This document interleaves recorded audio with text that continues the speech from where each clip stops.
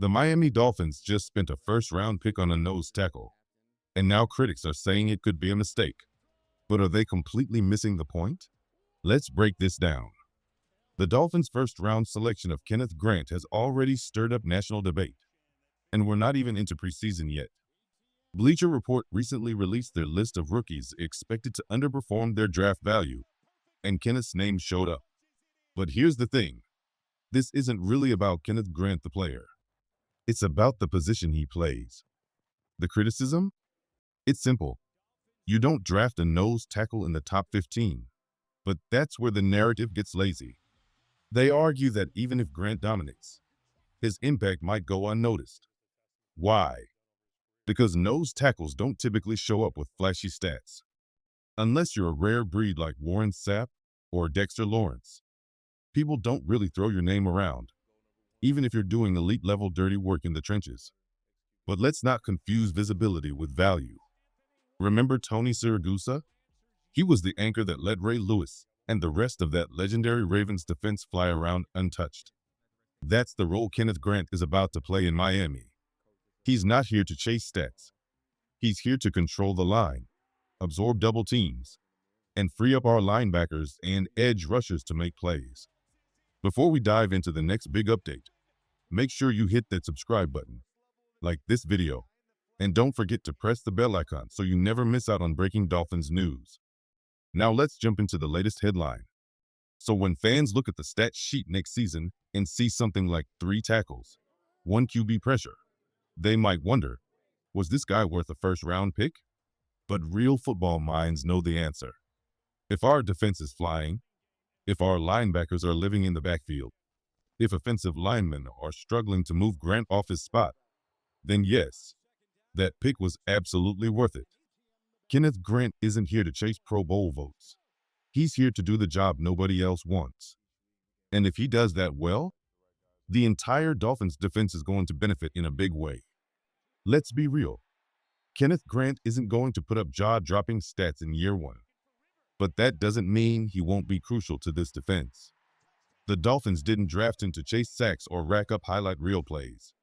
They drafted him to solve a major problem, getting gashed up the middle in the run game. Last season, Miami's D-line was vulnerable. Teams ran at us with confidence, and we needed someone who could shut that door. So yes, the pick might have felt a little high, but if Kenneth Grant does one thing well, clog the middle, it instantly elevates this defense. Even if his stat line says 2 tackles and a pressure, his job is deeper than numbers. It's about impact. As the season unfolds, expect the coaching staff to expand his role. He may not be the most agile guy on the field, but don't be surprised if he starts mixing in stunts or changing his rush angles. Even something as subtle as turning his frame to get skinny and shoot gaps. That's the type of growth Miami will be looking for. Now here's why that matters. Miami is loaded on the edge, with guys like Jalen Phillips, Bradley Chubb, and Chop Robinson. That's 3 first-round talents coming off the corners. You rarely see that kind of firepower at outside linebacker and defensive end. But edge rushers don't dominate unless the interior is locked down. When the middle is strong, when guys like Grant and Zach Sealer are eating up double teams, the outside becomes a one-on-one playground. That's where Miami can really start cooking. Quarterbacks get less time, running backs get no space, and offensive lines get worn down trying to block waves of pressure. And here's the real question. Can the Dolphins have a top 3 pass rush in the entire NFL? We already know this group can crack the top 10 if healthy. That's almost a given. But top 3? That's another level. That's Eagles-level dominance. The kind of disruption that wrecks game plans and flips playoff games. For that to happen, it's not just about the edge. It's about fortifying the trenches. If Kenneth Grant becomes the anchor Miami believes he can be, this front 7 might not just be good. It might be scary. If opposing offenses don't commit extra blockers to the Dolphins' interior, they're in trouble. It's that simple. Because once our edge rushers get one-on-one matchups with tackles, it's game over. The scary part? Miami's defensive ends aren't just talented, they're versatile. You've got Bradley Chubb, who brings power and strength off the edge. Then there's Jalen Phillips, a mix of speed and finesse. And finally, Chop Robinson, the burner, straight line speed, and bend to dip past tackles in a flash. Each one brings something different to the table, and that allows the Dolphins to build specific packages for every down and distance. On third and long, you'll probably see Chop lined up wide, blazing around the edge. On early downs, expect Chubb or Phillips to muscle their way into the backfield and collapse running lanes. That rotation is a chessboard, and Miami has the pieces to win almost every matchup. There's even a chance we see all three on the field at once. Think of it like the Giants' old NASCAR package: pure speed and chaos. In that setup, Chop might be standing up in a Micah Parsons type role, flying in off the edge while the interior crushes the pocket from the inside. When that happens, good luck, quarterbacks. And it's not just talent. There's hunger behind it. Chubb already secured a big payday, but he's out to prove he's worth every dollar. Phillips is on the cusp of a major extension, and every sack adds to his value. Chop? He's trying to earn his future in Miami. A quiet rookie year, and his time here could be short. But if he flashes, Miami might move early to extend him before he even hits the market. So yes, a top 3 pass rush isn't some dream. It's absolutely possible if this group stays healthy. That's the only if left. Now, some fans are questioning Miami's quiet offseason, wondering why the team hasn't made splashy additions. But here's what many don't realize. The Dolphins are deleveraging, getting smart with their future. They're trimming down long-term commitments, choosing flexibility over short-term hype. That means building from within and betting on the elite talent already in the building. Let's rewind the clock. A few years ago, the Dolphins front office made one thing clear: we're going all in. They traded for Tyreek Hill, doubled down on Jalen Waddle, threw big money at Bradley Chubb, and added elite veterans like Jalen Ramsey and Terron Armstead. Picks were traded. Contracts got expensive.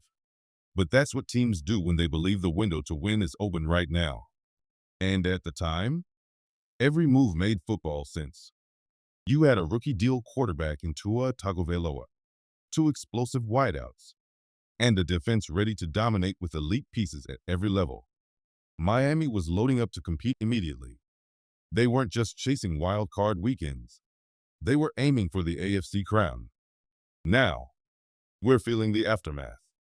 The Dolphins are paying the bill from that all-in strategy, which is why you're seeing fewer splashy moves this offseason. But let's be clear.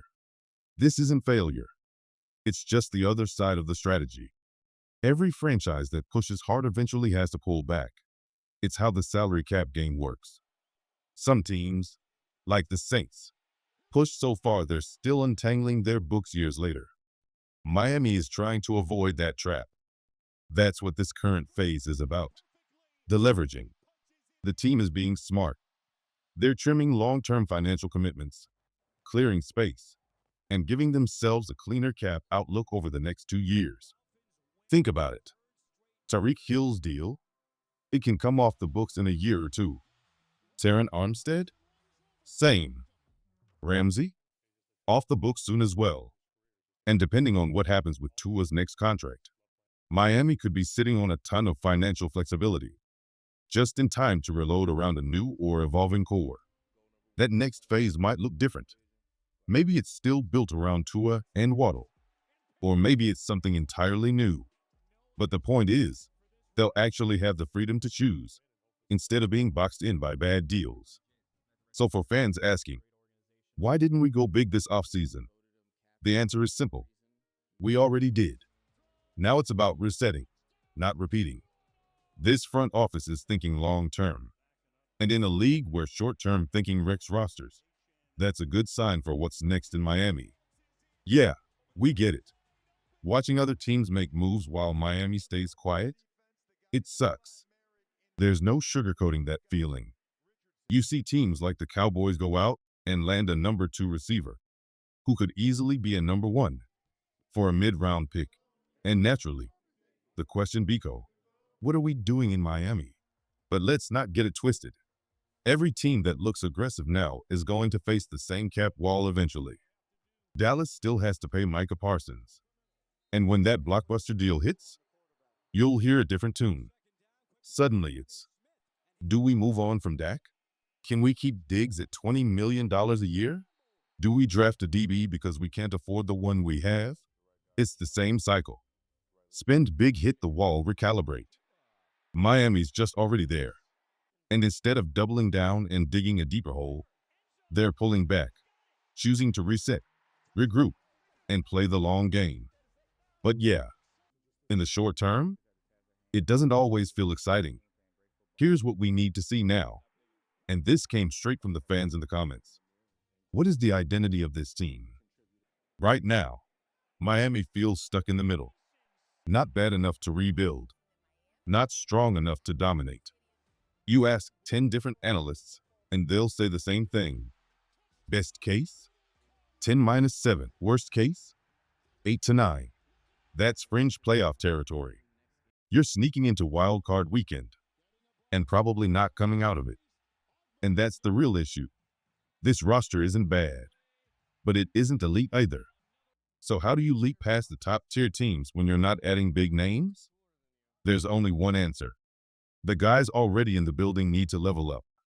If players like Kader Kohou suddenly step into number one corner roles and thrive, if mid-round picks hit big, if depth becomes dominance, then this team can rise without a cap reset. That's what Miami's betting on now. Not transactions, transformation. And that takes development, discipline, and a little patience. Here's the truth. If the Dolphins want to stay competitive without breaking the cap, they need their young guys to hit, and hit big. If someone like Kader Kohou emerges as a legit number one corner, and he's only costing $10 million a year, that's a win. If Jonah Jackson turns into an all-pro guard while still on a cheap contract, now you've got room to move money around and build smart. That's one path. Grow your talent. Lock up your core before they hit the open market. And hope those mid-tier contracts buy you elite production. The other path? It's the one no fan base wants to hear. Tear it down. Tank. Rebuild. Reset. Miami already did that once, back when they drafted Tua. And let's be honest, it worked. They bottomed out, got high picks, and used them to reshape the roster. But here's the challenge. Most fans can't stomach a 5-12 season, even if it leads to something better in the long run. No one wants to tune in on Sunday thinking, yeah, we're probably getting crushed again today. That's where Miami finds itself now, in that awkward middle zone. Not elite, not bad, just stuck. They're not alone, either. Look at the Pittsburgh Steelers. Their fans brag about never having a losing season. And that's true, but they also haven't won a playoff game since 2016. Post-Roethlisberger, they've cycled through average quarterbacks and middling rosters. And what's their ceiling now? 8 wins? Maybe 10? First-round playoff exit? Sound familiar? The Dolphins are in a similar boat, trying to stay relevant without crashing. But that kind of limbo has a cost. It keeps you from fully rebuilding, but also from truly contending. Now take the Indianapolis Colts as a case study. They had Peyton Manning, then one devastating neck injury later. They went 2-14. Brutal season. Painful Sundays. But what happened next? They drafted Andrew Luck. And just like that, the franchise was back in business. That reset worked. And sometimes, that's what it takes. This is what Dolphins fans are wrestling with right now. Not just results, but direction. Are we chasing a deep playoff run? Or quietly evaluating whether it's time to hit the reset button? Because here's the thing. Being pretty good might feel safe, but it won't get you a ring. And in this league, you're either building toward greatness, or you're just standing still. Let's get one thing straight. Going all in a few years ago was the right move. When the opportunity is there, You push your chips to the middle. And that's exactly what the Dolphins did. They added elite talent, surrounded their young quarterback with weapons, and tried to make a real run. But now, looking at the landscape, it feels like Miami is closer to a rebuild than a reload. And that's okay, if you play it right. There's a blueprint out there, and the Rams wrote it. After winning the Super Bowl, they had a rough season, just 6 or 7 wins. But it wasn't a full collapse. Injuries to Stafford and Cooper Kupp gave them cover, and behind the scenes, they were already planning their next move. They drafted well, moved contracts, and quietly rebuilt without bottoming out. Miami can do that too. We've got picks. We've got a few foundational players. Now it's about execution. Hit on the draft, make smart contract decisions, and don't waste the next 2 years trying to chase what's already passed.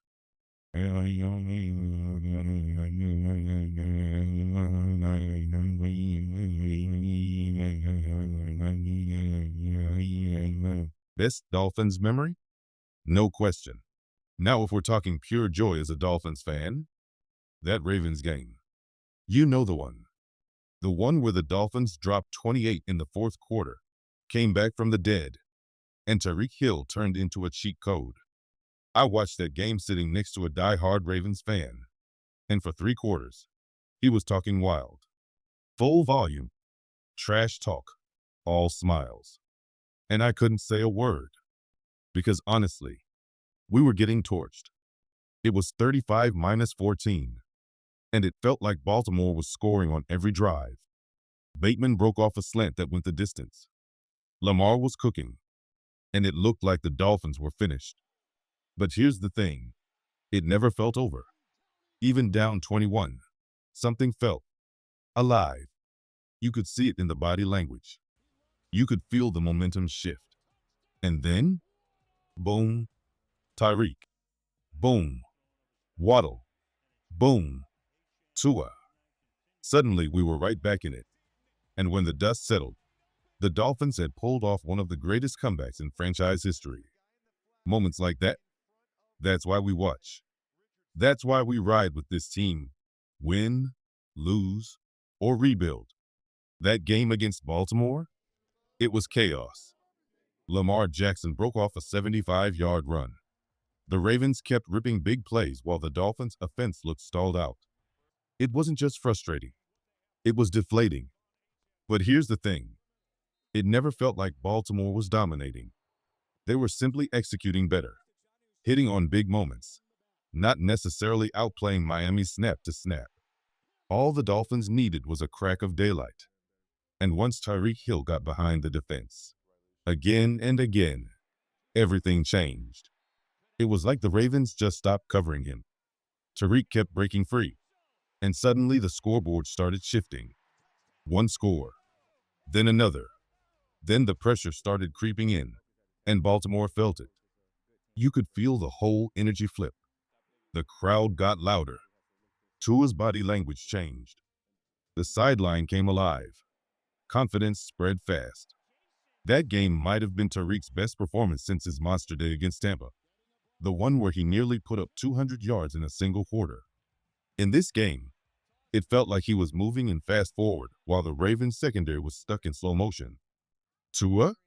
He trusted his guy, launched a few deep ones that floated. But Tyreek was so far ahead, it didn't even matter.